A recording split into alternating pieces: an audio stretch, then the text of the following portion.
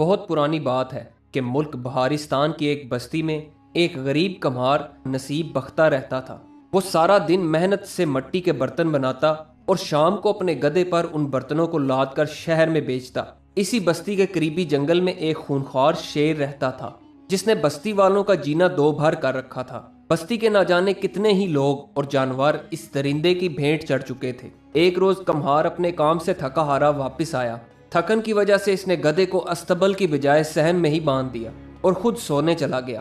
دوسری طرف شیر جنگل میں اپنے شکار کی تلاش میں اپنے غار سے باہر نکلا کہ اچانک شدید طوفان شروع ہو گیا۔ طوفانی ہوائیں اس قدر تیز تھیں کہ درخت اپنی جڑوں سے اکھڑ اکھڑ کر گر رہے تھے۔ شیر شکار کو تو بھول گیا اور طوفان سے بچنے کے لیے کسی چھت کی تلاش میں بھاگا۔ اسے بستی کے قریب ایک پرانی جھونپڑی نظر آئی جو کہ غالباً خالی تھی۔ شیر اس میں داخل ہو گیا اور وہیں سو گیا۔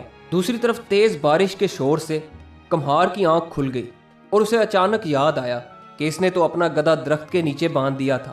وہ بیچارہ تو بارش میں بھیگ رہا ہوگا۔ تو وہ فوراً جھونپڑی سے باہر نکلا تاکہ گدھے کو بارش سے بچا کر استبل میں لے آئے۔ لیکن جب وہ صحن میں درخت کے نیچے پہنچا تو دیکھا کہ گدھا غائب ہے اور وہاں صرف ایک زنجیر پڑی ہوئی ہے۔ معلوم ہوتا ہے کہ میرا گدھا زنجیر کھلوا کر بارش سے بچنے کے لیے جنگل کی طرف بھاگ نکلا ہے، لیکن مجھ سے بچ کر جائے گا کہاں؟ ایک جھونپڑی سے نکل کر دوسری جھونپڑی میں پناہ لے لی ہوگی۔ وہ بارش میں ہی گدھے کی تلاش میں جنگل کی طرف روانہ ہو گیا۔ وہ بارش میں بھیگتا ہوا ایک ہی طرف چلا جا رہا تھا۔ ایک گھنٹہ گزرنے کے بعد وہ ایک ویران جھونپڑی کے پاس پہنچا۔ آسمان پر وقفے وقفے سے بجلی چمک رہی تھی جس کی وجہ سے روشنی پیدا ہو رہی تھی۔ اسی روشنی میں اس نے دیکھا کہ دروازے کے ایک طرف ایک جانور سویا ہوا ہے۔ کمہار چلایا، مل گیا میرا گدھا۔ اڑیل یہاں مزے سے پڑا سو رہا ہے۔ میں جنگل میں تمہاری تلاش میں ایک گھنٹے سے مارا پھر رہا تھا۔ دراصل یہ وہی خونخوار شیر تھا جس نے بارش سے بچنے کے لیے اس جھونپڑی میں پناہ لی تھی۔ کمہار نصیب بختہ نے اندھیرے کی وجہ سے اپنے گدھے اور شیر میں کوئی فرق محسوس نہ کیا اور غصے کی وجہ سے اس کے سر اور کندھے پر دو چار ہاتھ جڑ دیے، ساتھ ہی چھلانگ لگا کر اس کی پیٹھ پر سوار ہو گیا۔ اس ڈر سے پھندا سخت کیا تاکہ راستے میں کہیں بھاگ نہ نکلے۔ ساتھ ہی کمہار چلایا، بڑے ضدی اور گاؤدی قسم کے جانور ہو، تم نے زنجیر کھول کر بھاگنے کی ہمت کیسے کی؟ اب تم اتنے دلیر ہو گئے ہو کہ گھر سے بھاگ نکلو اور میں تمہارے پیچھے اندھیرے میں ٹامک ٹوئیاں مارتا پھروں؟ میری بات کان کھول کر سن لو، آئندہ بھاگ نکلنے کی کوشش کی تو چارے میں زہر ملا کے کھلا دوں گا۔ یہ سن کر شیر کانپ گیا اور اس کے اوسان خطا ہو گئے۔ اس نے سوچا اگر حکم عدولی کرتا ہوں تو یہ کہیں مجھے واقعی ہلاک نہ کر دے۔ بہتری اسی میں ہے کہ اس کا حکم مانا جائے۔ تاریک جنگل اور بارش میں دوڑتے ہوئے شیر بہت خوفزدہ تھا کہ یہ میں کس مصیبت میں پھنس گیا۔ اسے اپنی گردن میں رسے کا پھندا بہت زیادہ مضبوط محسوس ہوا۔ آخر کار وہ جنگل کے کنارے ایک جھونپڑی کے سامنے رکا۔ کمہار اسے گھر کے اندر لے آیا اور صحن میں درخت کے ساتھ زنجیر سے آدھی رات کو باندھ کر سونے کے لیے اندر چلا گیا۔ صبح ہوئی تو بستی کے لوگ کمہار نصیب بختہ کے گھر کے آگے سے گزرنے لگے۔ اچانک انہوں نے درخت سے ایک قدم آگے شیر کو زنجیر میں بندھا ہوا دیکھا۔ سب حیران اور ششدر رہ گئے۔ یہ خبر دیکھتے ہی دیکھتے پورے گاؤں میں آگ کی طرح پھیل گئی کہ کمہار نصیب بختہ نے زندہ شیر کو پکڑا ہے۔ گاؤں والے اس کے گھر کے سامنے اکٹھے ہو کر شیر کو دیکھنے لگے اور اس کی بہادری کی بہت تعریف کی۔ انہوں نے کمہار نصیب بختہ کی دلیری کی زیادہ تعریف اس لیے بھی کی کیونکہ یہ شیر ان کی بکریوں اور بھینسوں کو کھا گیا تھا۔ لوگوں نے شیر کو مارنے کی بہت کوشش کی مگر ہر بار ناکامی کا سامنا کرنا پڑا۔ کمہار نصیب بختہ نے لوگوں کو بتایا کہ اس نے کوئی بڑا کام نہیں کیا، وہ تو اپنے گمشدہ گدھے کو پکڑ کر گھر لے آیا ہے۔ وہ لوگوں کی باتیں سن کر یہ بالکل بھی نہ سمجھ سکا کہ گدھا شیر میں تبدیل کیسے ہو گیا، لیکن جب کمہار نے اپنے گدھے کی جگہ واقعی شیر کو بندھے ہوئے دیکھا تو وہ خوف سے بے ہوش ہو کر گر پڑا۔ اس کی بیوی بڑی مشکل سے اسے ہوش میں لائی اور اس کی بہادری کی بہت داد دی۔ اسی ملک بہارستان کا بادشاہ دارا گل ہمسایہ ملک کے داغستان کے آئے دن حملوں کی وجہ سے بہت پریشان تھا۔ ان کی آپس میں خانہ جنگی شروع ہو چکی تھی۔ داغستان کا بادشاہ اورنگ شجاع بہت زیادہ طاقتور تھا۔ وہ بہارستان کا بہت سا علاقہ ناجائز طریقے پر اپنے قبضہ میں کرنا چاہتا تھا۔ بادشاہ دارا گل نے اپنی فوج کو تیار رہنے کا حکم دیا، لیکن وہ یہ بھی جانتا تھا کہ دشمن کی فوج کئی گنا زیادہ اور طاقتور ہے۔ اسے ان دنوں ایک ایسے ہیرو کی تلاش تھی جو اس کی فوج کی صحیح طرح سے کمان کر سکے تاکہ دشمن کو ہمیشہ کے لیے مار بھگایا جا سکے۔ اس نے فوراً اپنے وزیروں اور مشیروں کو بلوایا ان میں سے ایک وزیر جس کا نام فتح جنگ تھا، اسے اچانک یاد آیا کہ کمہار نصیب بختہ تو بہت دلیر اور بہادر انسان ہے جس نے اکیلے شیر کو پکڑ لیا ہے۔ اس نے بادشاہ دارا گل کے حضور ساری کہانی بیان کر دی اور کہا، ذل سبحانی، نصیب بختہ ہی ایک ایسا آدمی ہے جو ہماری فوج کی صحیح طرح سے کمان کر سکتا ہے اور ہم اپنے دشمن کو شکست دینے میں کامیاب ہو جائیں گے۔ بادشاہ دارا گل نے فوراً ایک پیغام رساں کو نصیب بختہ کے گھر بھیجا۔ جب اسے پیغام رساں سے معلوم ہوا کہ اسے فوج کا سپہ سالار بنایا جا رہا ہے تو وہ حیران رہ گیا اور پیغام رساں کے ساتھ تیار ہو کر بادشاہ دارا گل کے شاہی محل میں پہنچا۔ بادشاہ نے اس کی خوب آؤ بھگت کی۔ بادشاہ نے اسے اگلے روز دوبارہ آنے کا حکم دیا۔ نصیب بختہ کی سٹی گم ہو گئی کہ یہ میرے ساتھ کیا ہو رہا ہے، کہاں میں ایک کمہار نصیب بختہ اور کہاں فوج کا سپہ سالار۔ گدھے نے تو شیر میں تبدیل ہو کر مجھے واقعی مصیبت میں ڈال دیا ہے۔ آخرکار غریب اور جاہل کمہار نصیب بختہ کو فوج کا سپہ سالار بنا دیا گیا۔ اس نے تو کبھی خواب میں بھی تلوار نہیں اٹھائی تھی اور نہ ہی کبھی گھوڑے پر سواری کی تھی۔ وہ گھر آیا تو شیر پر برس پڑا، تم گدھے سے شیر کیسے بن گئے؟ یہ ساری مصیبت تمہاری وجہ سے آئی ہے۔ نہ تم گدھے سے شیر بنتے اور نہ میں کمہار سپہ سالار بنتا۔ اس کی بیوی اپنے خامد کی بات سن کر کہنے لگی، کیوں بیچارے شیر کو کوستے ہو؟ اس کا قصور نہیں ہے نصیب بختہ، تمہارے تو بخت جاگ گئے ہیں۔ خدا کا شکر ادا کرو جس نے تمہیں سپہ سالار بنا دیا۔ لگتا ہے ہمارے دن پھرنے والے ہیں، ہمت نہ ہارو، خدا ہماری مدد ضرور کرے گا، وہ بڑا ہی کارساز ہے۔ دوسرے روز کمہار سپہ سالار نصیب بختہ تیار ہو کر بیوی کے ہمراہ شاہی محل پہنچا۔ بادشاہ دارا گل اس سے مل کر بہت خوش ہوا، ان کی اچھی طرح سے خاطر مدارت کی۔ بادشاہ نے اسے فوج کی کمان سنبھالنے کا حکم دیا اور کہا، ہمسایہ ملک کا بادشاہ اورنگ شجاع جنگی تیاریوں میں مصروف ہے، وہ آئے روز ہمارے علاقے پر ناکام حملے کرتا رہتا ہے اور منہ کی کھاتا ہے۔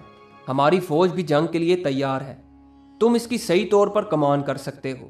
کل صبح دشمن سپاہی ہماری طرف بڑھیں گے، تم فوج کے ساتھ مل کر دشمن کو چھٹی کا دودھ یاد دلا دو تاکہ وہ ادھر کا رخ دوبارہ نہ کر سکے۔ کمہار سپہ سالار نصیب بختہ اور اس کی بیوی کے رہنے کے لیے بادشاہ دارا گل نے ایک شاندار مکان تیار کروایا۔ اس میں ایک استبل بھی تھا جس میں ایک طاقتور سیاہ گھوڑا اسے میدان جنگ میں لے جانے کے لیے تیار کھڑا تھا۔ کمہار سپہ سالار کو ساری رات نیند نہ آئی، وہ بہت پریشان تھا کیونکہ گھڑ سواری اسے نہیں آتی تھی۔ کمہار سپہ سالار نے سوچا، اگر میں گھوڑے سے نیچے گر گیا تو ہر کوئی مجھ پر ہنسے گا اور کہے گا کہ فوج کا سپہ سالار گھوڑے سے نیچے گر پڑا۔ میں علل صبح اٹھ کر گھوڑے پر سواری کرنے کی کوشش کروں گا۔ صبح ہوئی تو اس نے بیوی کو جگایا۔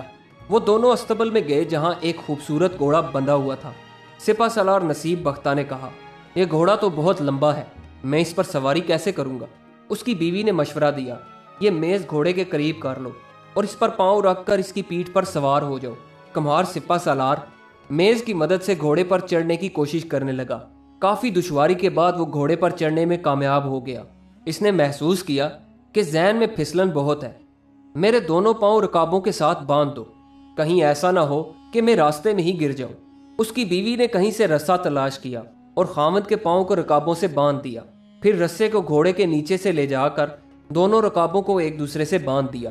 کمہار سپہ سالار نصیب بختہ کی بیوی نے ایک کمال یہ دکھایا کہ اس نے خامد کی کمر کو رسی سے اچھی طرح لپیٹا اور اسے زین کے ساتھ باندھ دیا تاکہ وہ گر نہ جائے۔ کمہار نصیب بختہ نے کہا، اب میرے ہاتھ بھی گھوڑے کی گردن سے باندھ دو۔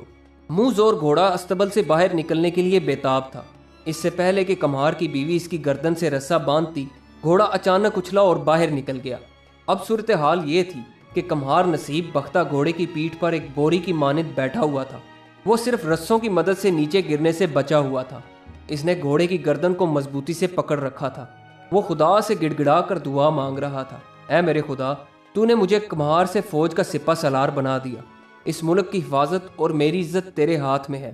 میں تو ایک جاہل اور گنوار انسان ہوں، اپنی مہربانی سے میری مدد فرما اور مجھ کمزور انسان کی جان بھی بچا دے۔ سیاہ گھوڑا بڑی تیزی سے گلیوں میں بھاگ رہا تھا۔ اس نے شہر کی طرف جانے والے دروازوں کو اپنے سموں سے توڑ پھوڑ دیا اور کھلے کھیتوں کی جانب نکل گیا۔ اس نے ندیوں اور باڑوں کو پار کیا۔ اب سپہ سالار کمہار کا گھوڑا میدان جنگ کی طرف آ گیا اور دشمن کے خیموں کی طرف بڑھنے لگا۔ اسے پتہ چل گیا تھا کہ گھوڑا کس طرف جا رہا ہے۔ اس نے گھوڑے کو روکنے کی بہت کوشش کی مگر بے سود۔ جب کمہار نصیب بختہ کا گھوڑا ایک درخت کے قریب سے گزرا تو اس نے درخت کی ایک شاخ پکڑ لی۔ وہ اس طرح سے گھوڑے کو روکنا چاہتا تھا कम्हार नसीब बख्ता ने दरख्त की शाख को इस जोर से पकड़ा कि दरख्त की मोटी शाख टूटकर इसके हाथों में आ गई। भागते भागते इसने अगले दरख्त को भी ऐसे ही पकड़ा, उसकी भी शाख इसी तरह टूटकर उसके हाथ में आ गई। दुश्मन के खैमों के बाहर एक सिपाही खड़ा ये मंजर देख रहा था। उसने अपने दुश्मन की जानिब से एक घुड़सवार को देखा जो अपने हाथों से दरख्तों को तोड़ता हुआ बड़ी तेजी से उनकी तरफ बढ़ रहा था। वो समझ गया कि ये वही सिपा सलार है जिसने जिंदा शेर को पकड़ा था और अब इसने हमला करने की गर्ज से हमारी तरफ बढ़ते हुए दरख्तों की शाखों को तोड़ना शुरू कर दिया है। अगर इसने हमें भी दरख्त की शाखों की मानद तोड़ना शुरू कर दिया तो सिपाहियों की हड्डी पसली एक हो जाएगी। मालूम होता है कि सिपा सलार कोई मामूली आदमी नहीं है, वो जरूर कोई देव है। सिपाही खौफनाक मंजर देखकर जोर जोर से चिल्लाने लगा। फिर इसकी निगाह सिपा सलार के पीछे पड़ी। दुश्मन की फौज मुकाबला करने के लिए सर पर आन पहुंची थी। सिपाही के खौफनाक अंदाज में चीखने और चिल्लाने से दुश्मन के खैमों में एक खलबली सी मच गई। वो बराबर चिल्ला रहा था, दौड़ो दौड़ो, अपनी जानें बचाओ। जिंदा शेर को पकड़ने वाला मशहूर सिपा सलार एक भारी भरकम फौज लेकर आ चुका है। जिस फौज का सिपा सलार इतना ताकतवर हो वो हमारा क्या हाल करेगा। ये सुनकर दुश्मन के सिपाही खौफजदा हो गए और वो सब घोड़ों पर भाग खड़े हुए। उनका बादशाह औरंगजुजा अपने खैमे में बैठा हुआ मैदान जंग की सूरत हाल देख रहा था। जंग का पांसा अचानक पलट जाने पर वो घबरा गया और अमन हासिल करने के लिए इसने एक खत लिखा और खैमे में खत रखकर बाहर निकला और घोड़े पर सवार होकर अपने सिपाहियों के पीछे भागा। खौफजदा बादशाह ने पीछे मुड़कर भी न देखा। जब कम्हार नसीब बख्ता का घोड़ा दुश्मन के खैमों के करीब से गुजरा तो वो खुद ब खुद ही रुक गया। इसने कांपते हाथों से रकाबों से अपने पांव खोले तो घोड़े से नीचे गिर पड़ा। ये तो खुदा का करना अच्छा हुआ कि उसे घोड़े से नीचे गिरता हुआ किसी ने न देखा। उसने दुश्मन की तरफ निगाह दौड़ाई। वो सब दुम दबाकर भाग चुके थे। वो बादशाह के खैमे में दाखिल हुआ तो इसकी निगाह एक खत पर पड़ी जो इसने जेब में रख लिया। कम्हार सिपा सलार नसीब बख्ता पैदल ही घर की तरफ रवाना हो गया। रास्ते में लोगों ने उसे देखा तो वो अदब से झुकना शुरू हो गए। जब वो घर पहुंचा तो इसने बीवी को जेब से खत निकाल कर देते हुए कहा, यह खत बादशाह दारागुल के पास शाही महल में ले जाओ। और हाँ भली मानस, एक बात मेरी अच्छी तरह सुन लो, खुदा ने हमारी इज्जत रख ली है। मैं अपनी आइंदा जिंदगी में घोड़े की पीठ पर कभी नहीं बैठूंगा। खत बादशाह को दे दो। इसमें क्या लिखा है ये तो मैं नहीं जानता। हाँ, बादशाह को ये ज़रूर बता देना कि दुश्मन डर कर भाग गया है और वापस हमारे मुल्क की तरफ कभी मैली आंख से नहीं देखेगा। मैं अब सोने जा रहा हूँ। मेरा जोड़ जोड़ हिल गया है। घोड़े ने मेरी हड्डी पसली एक कर रखी है।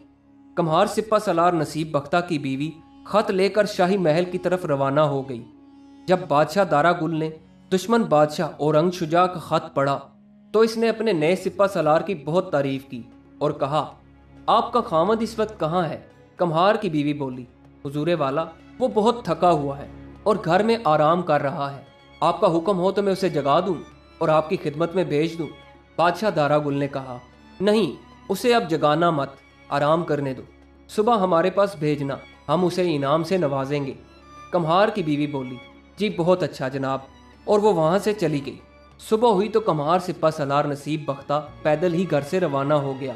गलियों में लोग इसके इस्तकबाल के लिए रंग बिरंगी झंडियाँ लिए खड़े थे। वो खुशी का भरपूर इजहार कर रहे थे। वो ये जानते थे कि इस सिपा सलार ने दुश्मन को मार भगाया है। हमारे सिपा सलार में कितनी सादगी है। घोड़े पर सवार होने की बजाय पैदल ही शाही महल जा रहा है। लोग एक दूसरे से बातें कर रहे थे।